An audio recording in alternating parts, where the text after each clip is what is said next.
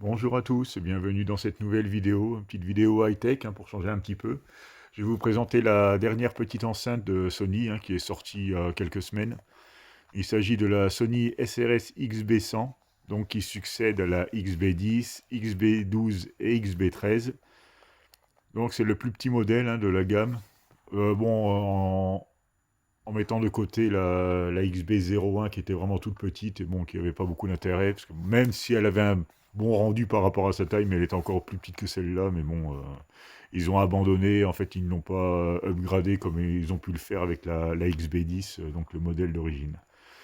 Donc là, au niveau de l'emballage, on se retrouve avec une boîte vraiment 100% écolo, c'est du recyclable. Sony, ils sont à fond dedans en ce moment.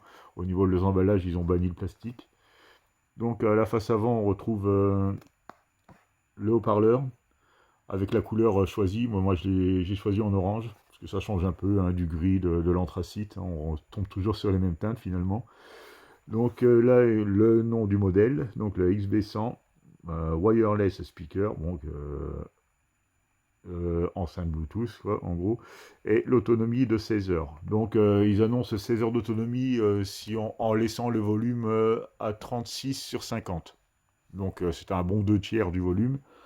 Donc si ça tient 16 heures, c'est vraiment pas mal du tout, en sachant que si vous l'écoutez à faible volume, ça dépassera largement les 16 heures. Donc c'est pas négligeable par rapport au gabarit de l'appareil. Donc au niveau des certifications, elle est IP67, ça veut dire qu'elle résiste à l'immersion pendant une demi-heure.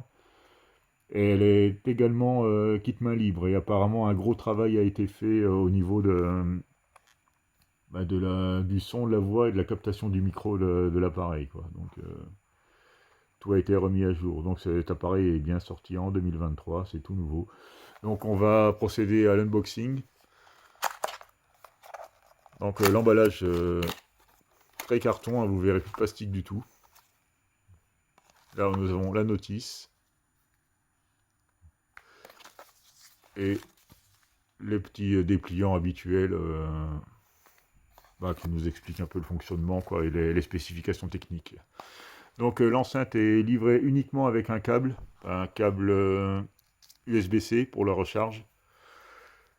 Donc il préconise un chargeur de 0,5 ampères minimum de 5 watts pour la recharge de l'appareil parce qu'ils ne fournissent plus les chargeurs. Donc ça fait un petit moment qu'ils le font, même déjà avec leur téléphone mobile. Donc là on a bien de l'USB-C, mais le chargeur, soit vous le rechargez via un ordinateur, ou soit vous avez un petit bloc d'alimentation. Moi en général l'alimentation d'un téléphone mobile suffit largement, c'est pas vraiment un problème finalement.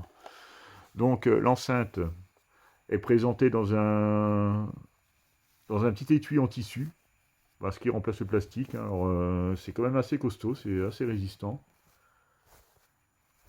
Et il n'y a rien d'autre. Donc voilà, au niveau de l'emballage, on est vraiment sur de l'écolo à fond. Donc l'enceinte elle-même, par rapport aux anciens modèles, on retrouve des petites cannelures. Elle glisse moins, elle est un peu moins douce qu'avant, parce qu'avant c'était un revêtement un peu velours comme ils avaient l'habitude de faire sur beaucoup de modèles. Et celle-là elle est crantée, avec la petite sangle qui est déjà apparemment livrée et montée, donc qui permet de l'attacher partout où vous voulez. Parce que c'est une enceinte quand même c'est une baroudeuse, elle est censée être assez résistante, pardon. Alors j'essaie d'enlever la sangle, enfin voilà, vous pouvez l'enlever relativement facilement, parce que vous serez sans doute plus doué que moi. Et pour la remettre, voilà, tout simplement. Et vous pouvez l'attacher où vous voulez. Donc là, on retrouve le logo Sony qui n'est plus inscrit en blanc comme ça l'était auparavant, mais creusé dans la matière directement. Là, vous avez les petites spécifications techniques. Là, le tableau de commande avec l'allumage, le petit voyant de charge, le voyant Bluetooth, bien sûr, pour la connexion. Le stéréo pair, c'est-à-dire qu'on a la possibilité de la faire marcher en duo pour avoir un vrai son stéréo avec une deuxième enceinte. Et là, le micro, quand il est actif ou pas. Donc, vous pouvez utiliser, activer et désactiver via la touche là. Bon, cette touche là, elle sert vraiment à tout, à la lecture, à passer les morceaux, à revenir en arrière, à décrocher le téléphone quand vous avez un appel, et éventuellement couper le micro quand vous n'en avez pas besoin, quoi, en gros.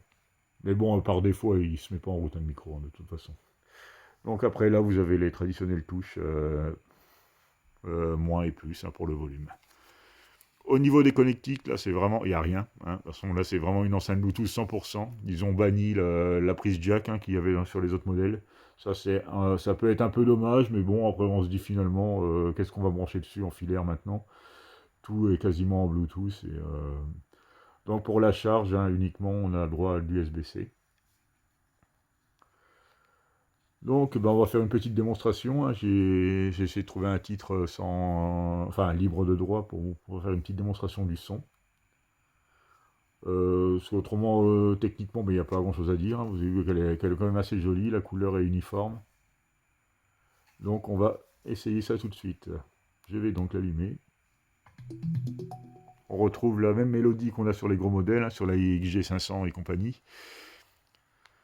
Donc je vais utiliser mon téléphone pour l'appairer. Je vais rechercher le modèle. Bon, pour l'appairage, comme d'habitude, hein, vous allez sur votre téléphone, connexion Bluetooth, associé à un appareil. Là, il va chercher un petit peu. Est-ce qu'il va le retrouver tout de suite? Ça, c'est une autre histoire. Je ne sais pas si je l'ai mis en appairage.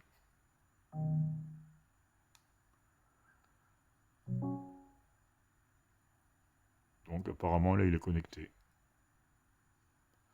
Je sais pas à quoi, parce que là, apparemment, le téléphone cherche toujours après. Donc, bon, souvent, les premières connexions, c'est un peu chaotique, hein, mais après, une fois que c'est reconnu... Ah non, ça va, apparemment, c'est bon. Donc, l'enceinte est connectée. Je vais donc essayer de trouver un fichier libre de droit, parce que bon, j'ai préparé un peu le truc quand même.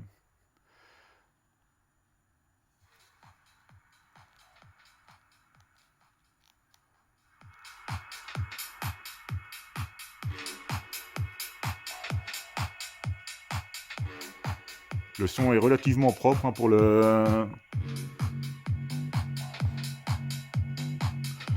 gabarit de l'enceinte, c'est assez surprenant, j'avoue. Bon, les basses, bien sûr, c'est pas violent, mais bon, il y en a un petit peu quand même.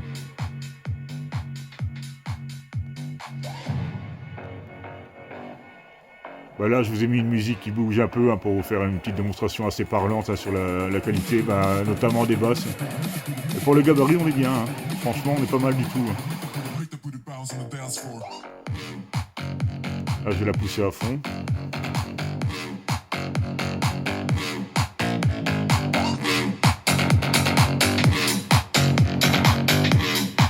Bon, aucune saturation, hein.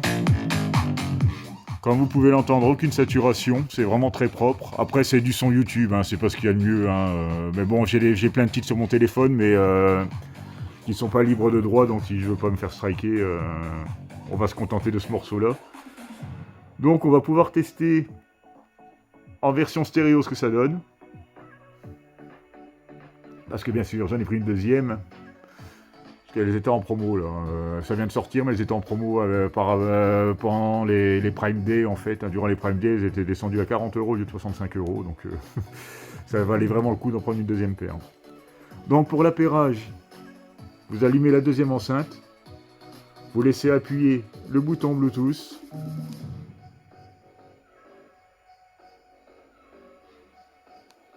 Peut-être pas assez longtemps, c'est peut-être 2 secondes. Voilà. La stéréo-pairage. Ah oui, il faut le faire aussi avec la première, autrement ça va pas aller. Voilà. Voilà. Donc là, vous avez la petite enceinte qui va parler et qui va vous dire de quel côté elle doit se trouver. Celle-là dit left, donc je l'ai passée à gauche. Celle-là dit right, donc je la passe à droite. Donc c'est celle de gauche qui a repris le lead, donc je vais la reconnecter.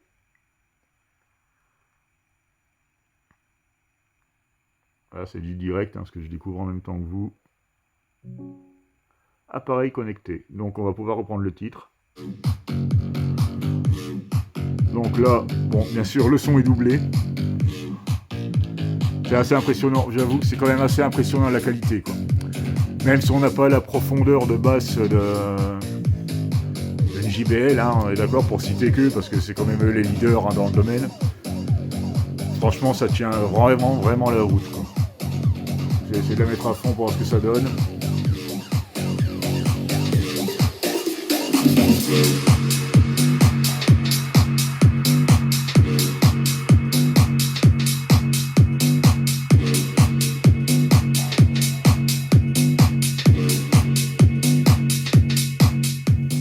C'est vraiment, vraiment très très propre, hein, comme son, j'adore. J'adore le timbre. Bah, j'ai toujours préféré, hein, le timbre de Sony au niveau des enceintes. Je trouve que le son est plus clair et plus détaillé en général que la concurrence, hein. Donc, et là, cette paire d'enceintes confirme ce que j'ai toujours pensé, quoi. Donc, c'est vraiment des très très bonnes enceintes, hein. Je vous les conseille si vous cherchez vraiment des petites enceintes baroudeuses. Vraiment passe-partout et résistantes à l'eau, avec une bonne autonomie et un son vraiment, vraiment correct. Ben, je peux que vous conseiller les Sony SRS XB100. Voilà pour cette petite vidéo de présentation. Je vous remercie de m'avoir regardé et à bientôt pour une nouvelle vidéo.